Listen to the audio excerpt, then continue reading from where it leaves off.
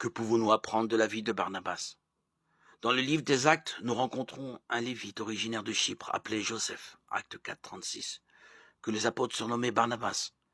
Ce surnom qui signifie fils d'encouragement, Acte 4, 36, 37, ou fils d'exhortation, lui avait probablement été donné à cause de sa disposition à servir les autres, Acte 4, 36, 37, Acte 9, 27, et sa promptitude à faire tout ce dont les chefs de l'Église avaient besoin qu'il fasse, Acte 11, 25, 31.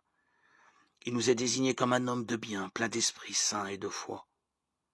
À travers son ministère, une foule assez nombreuse s'attacha au Seigneur. Acte 11, 24. Paul donne Barnabas en exemple dans sa juste perspective de l'argent et de la propriété privée. Lorsqu'il a vendu son terrain, il leur a apporté le produit de la vente et l'a déposé à leurs pieds. Acte 4, 36, 37.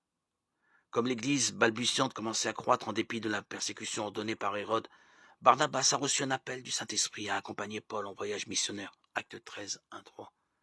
Le cousin de Barnabas, Jean-Marc, lui a servi d'assistant ainsi qu'à Paul. Acte 13, 5, Colossiens 4, 10. Dans le courant de ces voyages missionnaires, pour une raison qui n'est pas précisée, Jean-Marc les a abandonnés, cessant de les accompagner pour leur voyage. Acte 13, 13. Cependant, Barnabas a poursuivi avec Paul et a été avec lui quand le ministère de Paul a reçu pour orientation nouvelle de toucher les gentils avec l'évangile. Acte 13, 42, 52. Après ce premier voyage, Paul et Barnabas ont commencé à faire les préparatifs de leur prochain voyage. Barnabas voulait prendre son cousin avec eux, mais Paul a refusé, si bien que leur relation s'est fissurée au point qu'ils ont décidé de se séparer. Acte 15, 36, 41. Barnabas, fidèle à son surnom, a pris Jean-Marc à part et passé du temps à le sermonner.